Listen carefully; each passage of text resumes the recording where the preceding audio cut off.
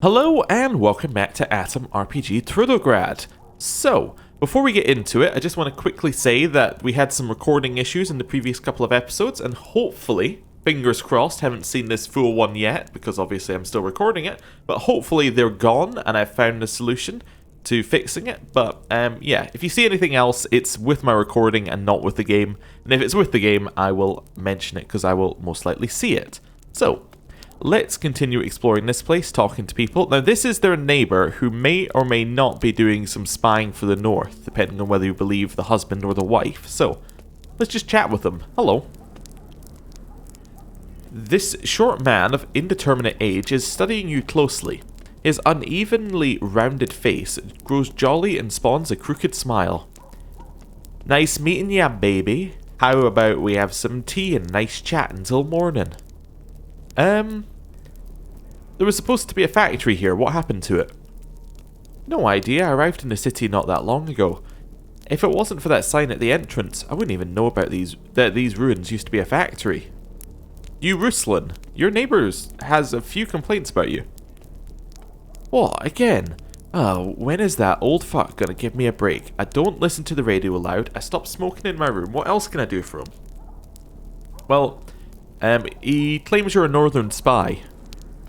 Fuck my life. So everyone from a financially disadvantaged region has to be a member of the criminal underground.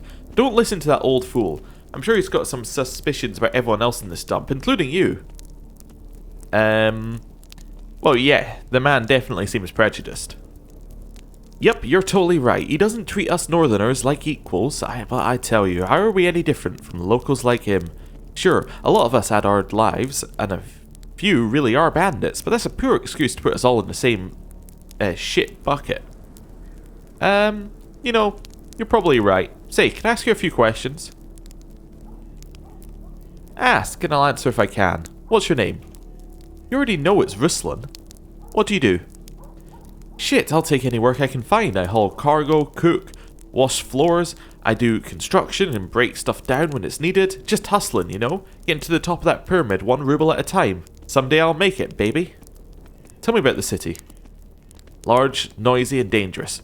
These words best describe my landlord, Han Trudograd. Ah, man, it's okay. Heaven compared to where I grew up, but that's another story. Know any good rumors? People say Guangzhou caravans have some serious competition in these lands. Competition that's also from the east. Go figure. I don't know anything else though. Alright, well, see ya. Okay. So we didn't tip him off about the nighttime stash, but we did chat to him a little bit. Basically, didn't get any info whatsoever. Hello. Oh, we've already spoken to you. I was just for a scroll around the block. Be seeing you. Yep, okay.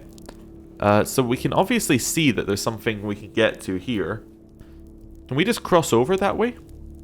No. So maybe someone can unlock that for us, or... I don't know. Is there anything else we can access? We could go click on containers, but I imagine people would get mad. Let's just leave. Explore around. You have a backpack on. Who are you? A smiling woman with a weather-beaten face is excitedly gesturing you closer. When you come closer, she gives you a huge rucksack and a hard slap. Wait, sorry. When you do, she gives her huge rucksack a large slap. Oh, hello there, little chicken. Cheap, cheap, cheap, cheap, cheap. That's an imitation of a bird, or my prices. Narayana always has the best refurbished wares. At first glance, some don't even look refurbished. You see, this is why I was a little bit tripped up at the start. I was like, how do we know her name? Have we already spoken to her? No, because she tells us in the first thing. Okay. Refurbished? Did you mean to say junk? I only buy second hand if it comes with a huge discount. Oh, no. No junk here. Well, some may call it junk, but I call it treasure. Buy now or someone else will buy in place, and they will be thanking me as they squander their cash. Okay. Well, let's trade. Okay, so what does she have? She has a quality zip gun. Only a real pro could tell this from a professionally smithed weapon. So how much does it do? 5 to 16. Ours does, like, what, 4 to 11? Someone does 7 to 13. If I just hang up on her here and then say Yeah, I'm not going to buy anything. Much as ours does? 8 to 14. Okay. So let's trade. So hers does, yeah, 1 more damage at low level, as in at low roll, 2 damage at high roll. But it also has a 10% chance of jamming, because it's a homemade weapon. So that probably makes up for the difference. So basically, if it jams 1 in 10 turns, so I assume that's the turn that you are going to shoot it's jammed for, and then the next turn it's jammed. So yeah, that's not going to be great, is it? That's going to mean that you'll probably end up with a lower amount of damage overall. I mean, individual shots might be higher, but yeah, damage per second is going to be lower. We don't need a knife. I don't know if we need ammo. I haven't actually considered ammo. Stalker Igor's book. A strange book covered with sheet iron. Well, I should buy it. Probably. Yeah, okay, let's even up, trade. And then say goodbye. And then have a look at... well, 1, the book, and then 2, how much does this stuff sell for? Not sell for, how much ammo do we need? That's the word I was looking for. Ammo. With 30. Okay. I do want to see how much some of this stuff sells for. So we can get 632. We only need 30 ammo, and she doesn't have any. So we have nothing. She has nothing we want. Okay, that's what I was getting at. In a very roundabout way of not saying that. Do you know what happened to the inverter factory? I'll take... Wait a second, did I not just ask? Oh, okay. Sorry, it didn't seem like that was matching what I asked her. I take anything that shines, I'll give it a little spit polish and call it refurbished, and voila, profit. That's why people started calling me the magpie. I tell you what, the factory was stolen by a much larger bird, or even by a whole flock. While all the while, the dodos were desperately struggling against extinction. The vultures came and tore that factory apart, yup. But if you're asking for the specific identity of the flying scavengers, no idea, birdie. Okay. Let's see if there's anything else here. Can you answer some other questions? Fine, let's coo like doves, birdie. Tell me about yourself. I'm a simple old hen. I don't fly high in the sky. I keep myself grounded most days because the ground is where all the future refurbished wares are scattered. In the garbage dumps and ruins, mainly. How's trade? Like a penguin's flying skills, people around here basically live in and on refurbished wares. Why would they pay me when their place is a dump of its own? What can you tell me about the city? Trudograd is like a stork standing in the middle of a swamp. Its thin and scaly lower half is wet, its sleek attractive upper half is nice and dry. What I'm trying to say is, with this metaphor, is that the ground level of the city is a sogging, disease-ridden sump compared to the comfortable, nicely appointed apartments up high. Oh, okay then. So she likes her bird rumors. Anyway, I'll be going. Right. Hello, person standing next to her. Oh, this guy's name is Chimney Sweep. A man stands in front of a burning barrel. He's surprisingly well dressed, his face is clean and his hair neat and trimmed. He's holding a pewter mug filled to the brim with black coffee and his pockets are full of cleaning tools and supplies. He smiles at you. Hold it right there, little lady. Do you have a chimney that needs some winter cleaning? If so, I'm your man. Listen, is your last name by any chance, Vassilkov? Yes, that's right. What of it? Ah, well, okay, there's a woman at the city gates walking around telling everyone that you're not taking responsibility for your infant son, that you're dodging your child support. But what she calls a baby is in fact, well, a turnip. Vassilkov abruptly goes pale as a snowbank. His smile sliding off his face is so much like a landslide, you find yourself waiting for the crash. God damn it. I am so tired of explaining this. Of course the baby isn't a baby. You want to know why she's wandering around nursing a turnip? Because the real baby is dead. Okay, how did the real baby die? The poor little guy strangled on his own cord. He died before he was even born. Vassilkov makes the sign of the cross and curses under his breath. Now that crazy bitch strolls around with that damn turnip. She swaddled it up to look like an infant, and apparently believes that she really has a newborn son, but her real son died when she went into labor. Whose child was it, yours? Yeah, it was mine, alright. Last winter, me and the boys were out in the waste helping a farmer with a dozen dirty chimneys on his property. Driving back, we stumbled upon a lonely hut where that crazy chick lived with her mother. We stopped for a drink of water. I Chatted her up and told her a heap of rubbish about love at first sight and wanting to marry her. It was clear she has a screw loose right from the start. The boys told me, shit, they begged me not to stick my dick in crazy, but I, that idiot that I undoubtedly am, said fuck it and dove in for the kill like a kamikaze pilot. A few months later, I was driving by that same place. She was standing by the road waiting for me, her and her fat, round, pregnant belly. I was scared alright. I knew for a fact there's no way I'd actually marry that loon, but I decided that since the baby was mine, I'd help her financially. And then the child came out stillborn. From my perspective, that meant I was free and clear of all charges. But no, a few days later, she started following me with that damn turnip. Okay. Well. This is a difficult situation. Whatever shall I do with you? Vassilkov decides not to answer, but he's watching you very closely.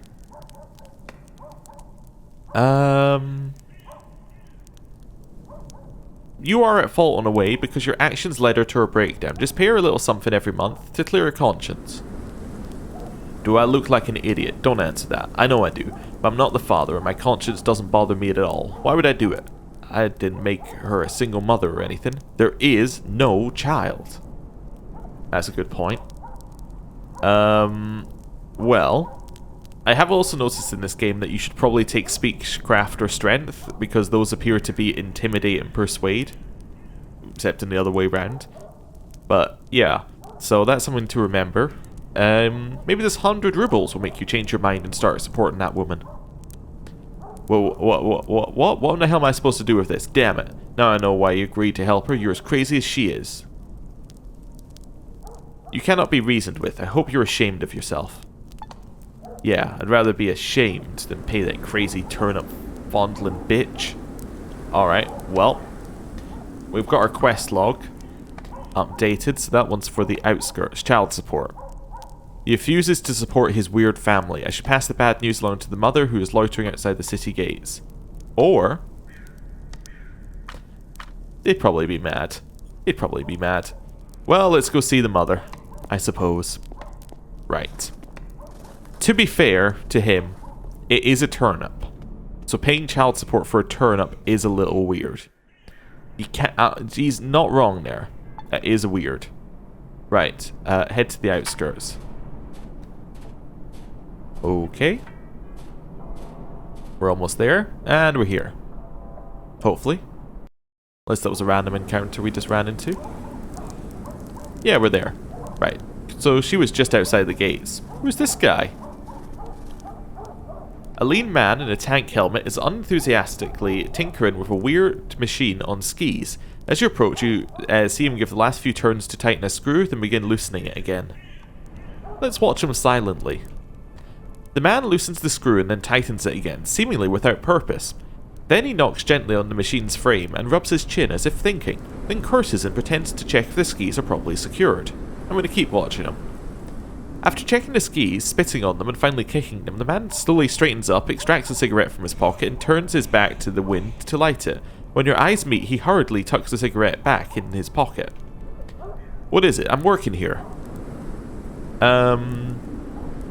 Well, it looks like you're just fooling about. Nothing escapes your attention, eh? Don't be too quick to judge my methods. One day, this baby will soon race across the wastelands again, hunting down all kinds of monsters. The man's tone suggests the only thing this baby will ever race across is the vast expanse of Imagination Land. It looks solid enough. Why doesn't it work? Instead of answering, the man opens the engine compartment of the impressive fighting machine. You lean forward, but all you see inside is rust and a single lonely mouse who blinks his beady eyes at you before disappearing into the shadows. Satisfied by the absence of an engine, you turn back to the mechanic. He slams the hood shut again.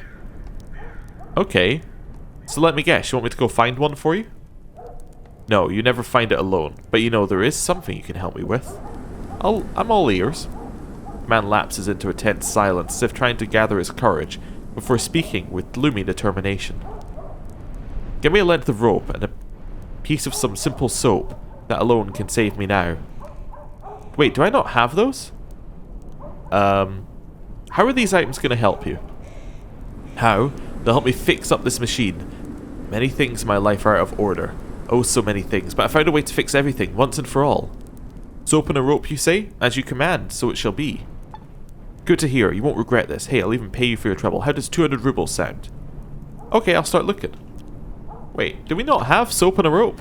I mean, we have a rope, right? We had a rope. I'm to a rope. Yeah, there's a rope. We definitely had soap. Did I might have sold the soap. I think I sold the soap. Oh well, I know who I sold it to, which is good. Hey, turnip lady number 1, because we have a turnip lady number 2. What's up?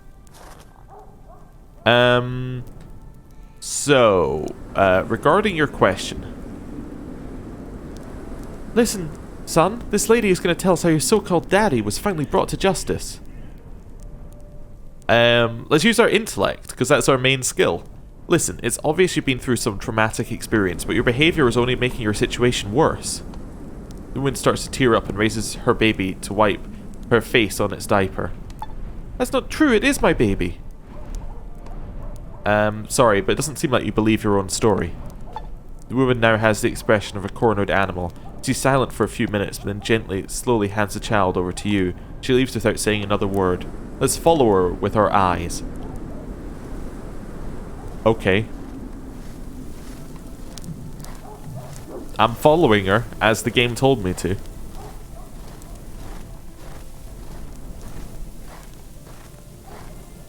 Is she just gone? She's just out of here. Alright, let's instead of following her with our eyes, follow her with us. Also, do we now have Turnip Baby with us? Yep, we do. Okay. Can I go and give it to the guy? Also, did that finish that quest? Yes. Okay, so she's just gonna leave, right? What's up with these two? Wait, who are you? A young, looking bearded fellow is looking around clueless. He seems to be searching for something, but isn't having much luck. Seeing you, he makes a warning gesture. Careful now, don't trample the evidence. This is a crime scene. Uh-huh. Who got whacked? Well, I know who got whacked, but I'll ask anyway. There was a major battle here during the night. A merchant, Petar Gainev, was killed. The city police asked me to come here and look for clues. I don't find anything, though. This is going to be one of those unsolved cases everyone in law enforcement hates. Who are you supposed to be? Are you really law enforcement? No, I'm not officially a cop, yet.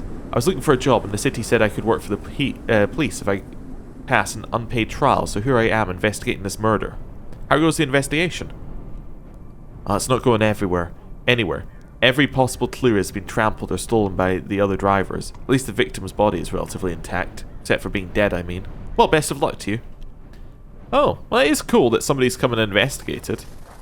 Also, she is gone now. Let's head in here. I think this is where I sold my soap. I'm fairly certain I sold the soap in here. Also, what does a turnip do? Just lowers health. Lowers hunger, adds health. Yeah. Oh well, you know, acquire turnip. That's pretty much the point in the game, right? Hey, I need to buy some soap. Do you have soap? Yes, I wish to buy my soap back. Thank you. Right, let's go. Back this way. We already had the rope. So, what's he gonna do with soap and a rope? I have absolutely no idea. It's cool to say though. That's probably a good enough reason. If I press tab, what's it do? It brings you back to the character. I just noticed it was saying tab there, so you can do that. That's kind of neat. Yeah, okay.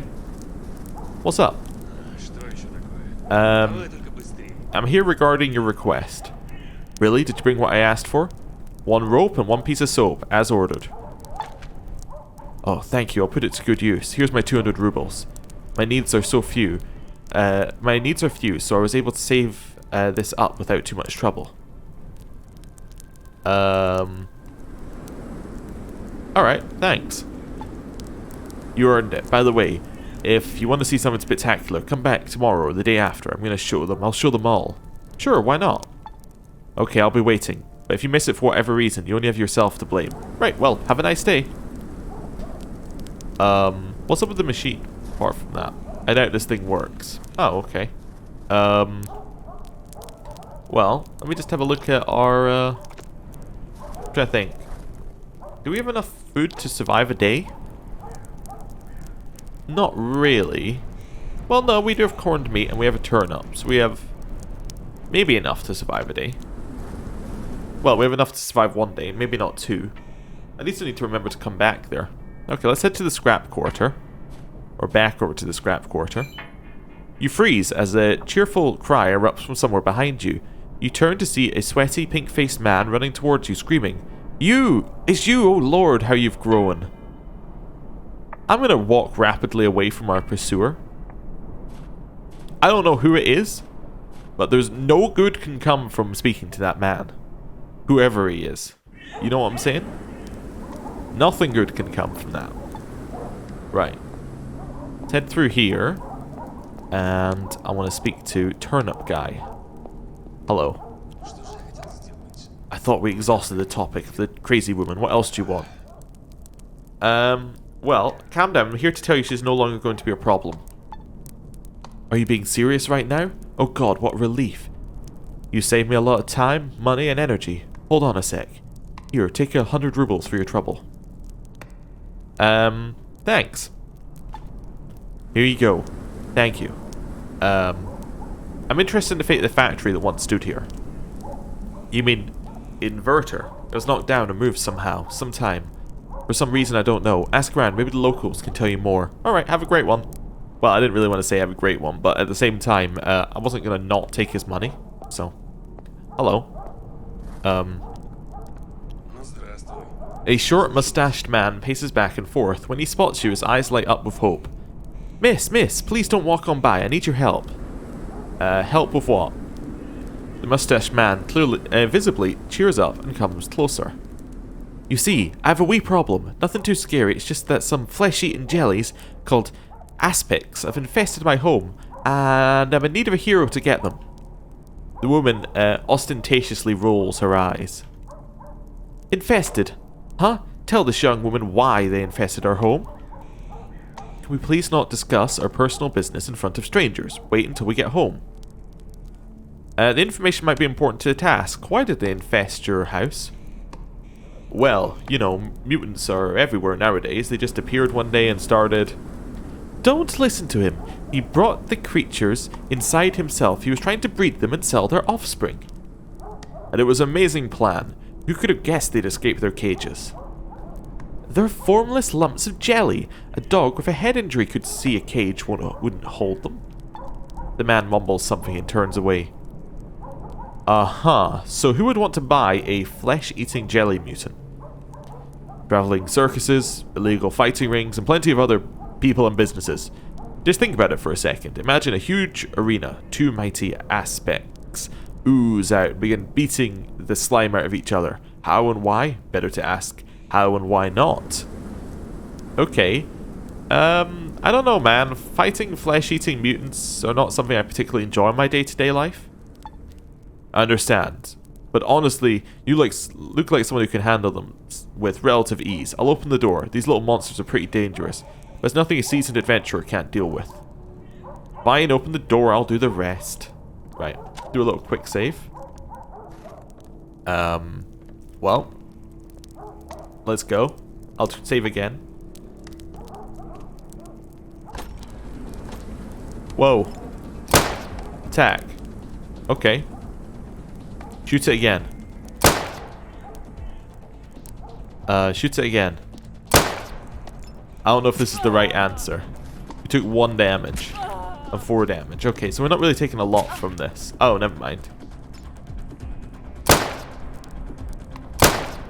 And kill it. It's dead. We have done it. Oh, there's more. Oh, thank you. Random policeman. Can I do anything else with my turn? Does not appear like I can do anything else obvious with my turn. So I'm going to run. And wait. That way, policemen can help. Okay. Grenade is definitely one way to deal with them. Nice. Reload. You know what? Take a few steps back. Don't chuck a grenade. Whatever you do. Why? Why would you shoot me?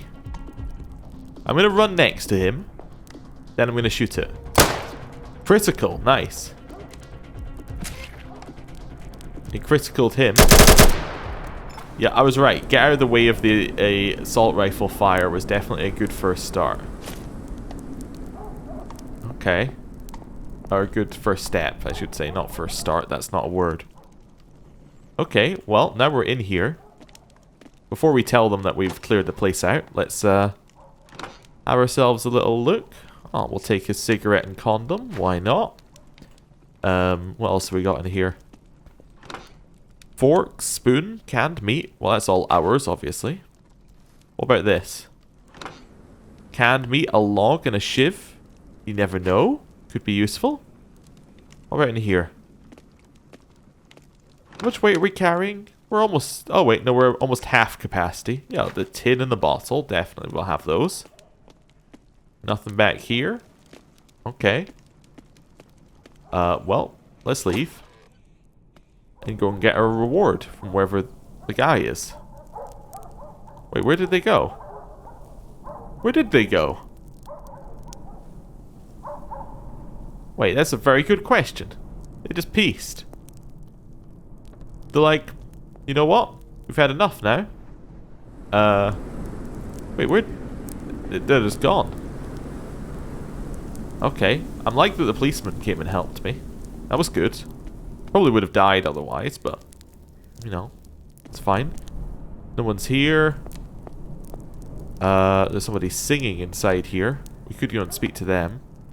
I have no idea where the people went, so I'm going to leave, head back to the other inn, and maybe rest today, and then see what's got up with the soap and the rope. And then we will, yeah. Then we'll see what we're going to do next. Yeah. Head out over this way. Time passes while you're traveling, which is interesting. So back here. Hello. Okay. He's frantic and told us to go away. Okay. Well, back to the inn. Well, the hotel. The annoying thing about not being able to click inside is that you have to do this kind of click and then click again thing. So you have to get here. You have to get here. Discover inside. Then click here. Then you can actually click where you want it to go. I mean, I don't know if I have to rest in my room, but we're going to rest in the room anyway. So, character. Alarm clock. What time is it? It is 1 o'clock. I would like to rest for 12 hours. Okay. We took some damage from hunger, which is interesting. Oh, we woke up in the middle of the night to eat. Okay, well. Eat. And then eat the corned meat. Cool. How are we looking in terms of food? Are we good? Yeah, we'll rest for 12 hours. We woke up and took some more damage. Okay, cool. And now it is 1 o'clock. What I want to do here is I want to eat some corned meat. Yep. And let's go see where the soap and rope guy is done with what he was doing. Okay. So, back out into the wastes. Back over here. Oh. He's done something. What has he done? He just cleaned the machine or something? I think he cleaned it. Hello. In place of the mechanic. In place of the mechanic and his sorry. feeble imitation of someone repairing a snowmobile, now stands a small crowd, cold and miserable. They're peering suspiciously at the auto sled, still partially buried in the snow, and discussing something amongst themselves. So, where is this guy? What's this all about? Asks a short mustached fellow, and you can do nothing but ask yourself the same question. Yeah, I think our repairman's brain is fried. He came to the office late yesterday and told everyone to meet here at this time. Well, here I am. Now what? Shrugs a portly lady in a faux leather coat. You again recall your last meeting with the grim mechanic. His depressed state, his queer request for rope and some soap, the frightening phrases he uttered during your chat. You don't know what to think now. I'm gonna push my way closer to the snowmobile. You try to push your way through the small yet compact crowd to the front row. It isn't as easy as you thought. People are reluctant to shift their positions and even push back at times. Ow, my foot! Screams a short woman in a fluffy shawl. What's the hurry, comrade? Says a plump senior citizen as he shoves you away. When you finally get up front, the annoyed voices fall silent. To everyone's shock, the snowmobile roars to life, and from beneath the skids, someone burrows his way to the surface and stands tall. Believe it or not, it's the mechanic, but with one big difference. Now, the morose fellow is grinning from ear to ear. Oof. I did it. I finally did it. Hear that purr, ladies and gents? That's the sound of victory. I'm gonna listen quietly. Now that is unexpected. You spent half a year on this thing without making the tiniest headway, Cries a member of the crowd in sheer befuddlement. That's right. Agrees a young man in a winter hat. You were so moody and glum, my missus thought you'd taken up drinking. Yup, it's all true. But then one kind stranger got me everything I needed for my repairs. Some stout rope and some awesome soap. The exalted mechanic picks you out of the crowd and waves hello. I'm gonna leave his words without comment. I'm not gonna mention it didn't have an engine. I want to see where this is going. I put your items in a bag and I went looking for Stanislaw, the traveling merchant. The mechanic explains. He was in town to visit the public bathhouse. Right. Cries out a hunchbacked old lady in a beret. I heard Stanislaw didn't have any money and wanted to trade his wacky old gizmos for a couple of rubles and some soap. Oh, that's Stanislaw. He also wanted to trade some junk for a rope to fix his cart. Adds a plump old man in horn-rimmed glasses. And I happened to have just what he needed so desperately. I gave him the rope and the soap, and he gave me a brand new engine for the snowmobile. The mechanic finishes his story with a sly smile. Ah, I never would have guessed. What do you plan on doing now? Now I'm gonna keep my promise. I asked you all here so I could say my goodbyes. And I see quite a lot of you heeded my call. My ex is here, my boss, my colleagues. Let's say our farewells. He exclaims passionately, but also with a hint of sadness. But where are you off to then? Ponders a large woman in a faux leather coat. I'm off to have myself an adventure. Laughs the mechanic, slapping the hot hood of his vehicle. Ask the boss to lend me this baby in place of my annual bonus. I'm gonna ride it until I can't ride it anymore. Scaring animals, giving people a ride, and running over dirty northerners all the way. The man snaps a pair of goggles over his eyes, mounts the bike, and with a final, "See you next summer, folks," rides away in a haze of unsettled snow. Shine on, you crazy diamond. Okay, we got a lot of experience. This is a weird game. That's all I'm gonna say. This is just a weird game. I mean, I like it. It's definitely got personality, which is one thing you cannot, take away from this. The game has personality. Is the personality just everything is a little bit odd? Yes, but it's still there, and it's got charm, and I like it. I'm interested to see whether the first game is quite as odd, and whether this is just purely because this is an early access thing, so they put a lot of kind of interesting stuff for you to see and do at the start, or yeah, whether this is just how odd it is all the time. I never quite feel settled. I never quite know what I'm doing in the game, because everything is just, like, nothing's quite... I don't have any... I'm trying to think of the right word. I don't have any context for anything. Like, this guy, we came up to him, he says, get us some soap and a rope. We did, and then he trades it with a traveling merchant and goes off, and I'm like, okay, sure. Why? Like, what's the context? Why did I do that? Let me compare it to, say, another RPG, the Wasteland 2 one I'm playing at the same time. It gives you plain and clear context. It says, you are a desert ranger. Everything you do from that point on in the game is contextualized by that fact. It says, you are a desert ranger, so therefore, you are going to go around doing desert ranger things, right? People are going to react to you like that, and all that sort of stuff. We have arrived here, and we are told we are an atom operative. And that means absolutely nothing. We've arrived here, and it's like, yeah, okay. We can ask about the inverter factory, but really it's just a platform to show weird NPCs. I'm wondering whether it all comes together at some point or whether it just stays weird. I don't know if I dislike it. I just think it's odd. And I think I need to play more to find out.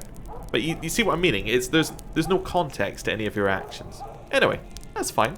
I'd be interested in seeing what a full game of this looks like, basically. So, thank you for watching. I'll see you next time. Goodbye.